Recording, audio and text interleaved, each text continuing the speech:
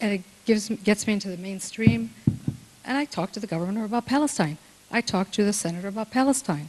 Okay, so I'm just prefacing it by saying, and another, for example, I left, my book club gave me the book, The Exile, and every time we read something, somehow there's the Holocaust in there. And these are like retired teachers that are my book club, or farmers from Ohio. They don't know, they know what they hear on the media.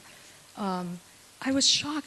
Before I left, they said, you know what, I think we should read Exile. Linda's going overseas, she's going to Palestine. She can share with us what she thinks about this book. I'm like, oh my God, I can't believe they want to hear about Palestine. These are like women that could care less. So, being involved in different layers is important. I'm going to tell a couple of stories about the media.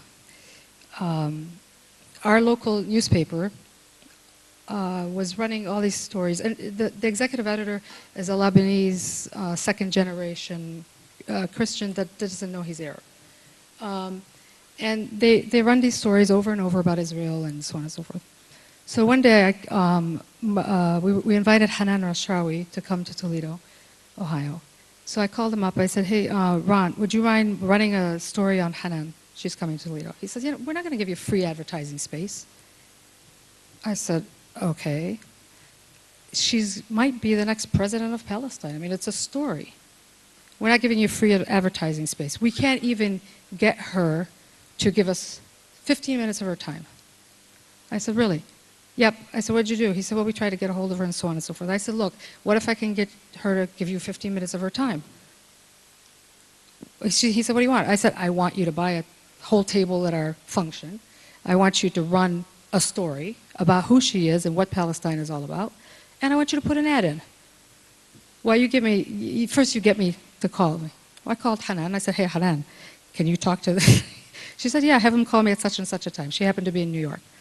And so I got that, okay? Now, the same guy runs this 2-page Sunday thing on the 60th anniversary of the State of Israel. I cannot believe this. So I called him up. I said, I can't believe what you just said. He said, what? I said, you sent all these people to Israel. You didn't send so-and-so so that she could tell the story about Palestine to write the 60. He said, what do you want, Linda?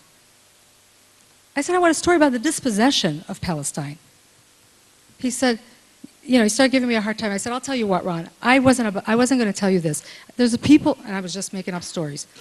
There's people out there, all those carryout owners, they're about to pull their papers from every single carryout in this city.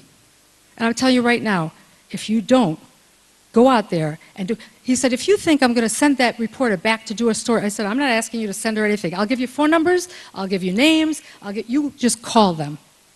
Do you know that this guy, the next day, front page was in the Palestinian flag, front page, Palestinian flag, the colors showing, and a boy being hit by an Israeli. I said, Ron? He said, yes. I said, thank you. He said, you're welcome, you'll see more. Oh my God.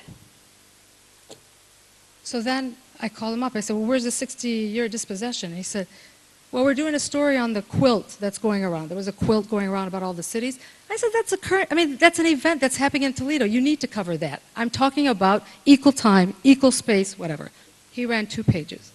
So a little bit of threatening, a little bit of boycotting, a little bit of sweet talking. And the other thing is that, the bottom line is what the media care. I went to Gaza, and they followed me after the onslaught, like a week after, with 5 other attorneys. They wanted to talk to me when I was in Gaza. They wanted to hear all about it, but they didn't put it in the paper. It's kind of like they were waiting for me to be shot or killed, so it could be a story. But when I come back, they don't want to cover it. I know. They don't want to cover it. But they did want to cover my sister, the audiologist, who was sending hearing aids to Gaza. I don't care. The story got out there by the children of Gaza, and so sometimes it's the approach and the story.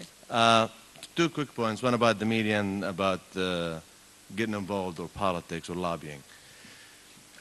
Every time I see somebody in the Palestinian side on even national news or local news, They always talk about issues. They talk about the right of return. They talk about two-state solution.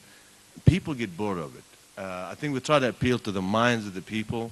And if we learn something from the media and the Israeli side, it's the hearts and the people emotions we need to get them involved.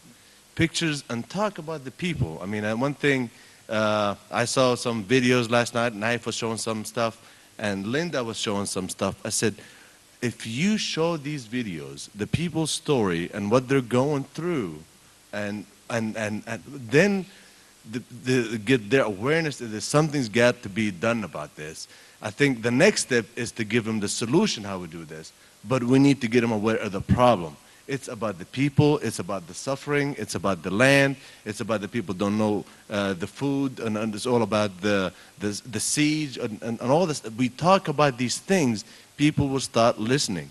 I live in the United States, and people, I mean, even in economics, they just emotions that get them to do something. Once they get them to start and get them involved, then you tell them what is it that we need to do about the situation. So that's why we talk to the foreign media or anybody in the world just like they know what the story is. People don't understand. They don't know what's going on. Whatever they hear. That's one thing that we just target, just appeal to their emotions. I guess that's one of the things. And that's in front of the media. The second comment about the get involved, I think local politics, and to get involved in the community with the media and just talk to them. And once they start covering some of these stories, they trust you and get involved whatever elections is there and whatever you can just to influence coverage of your story. أنا اسمي نايف الهشلمون. اشتغلت 20 سنة برويترز. كنت في قسم الفوتو جورناليست، صحفي في رويترز، وحاليا رئيس مركز الوطن للإعلام والتنمية في الخليل فلسطين.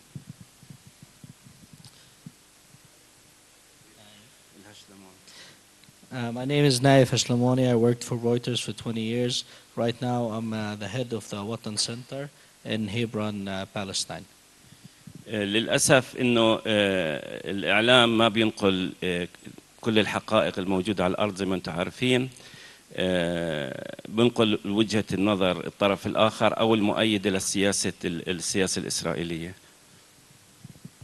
Sadly, the news media doesn't always report the facts on the ground. They represent the ideas of the other party. بعطي مثال اللي له المثال 20 سنة لحتى الآن ما تغير، اللي هو بذكروا مثلا إنه إذا في شهيد طفل استشهد قتل من قبل جندي إسرائيلي، بكتبوا إنه قتل من قبل جندي إسرائيلي أثناء بدهم مبرر، بكتبوا إما أثناء مواجهة اشتباكات أو بقولوا إنه كان يضرب حجر أو يضرب مولوتوف، يعني بيعطوا مبرر للجندي.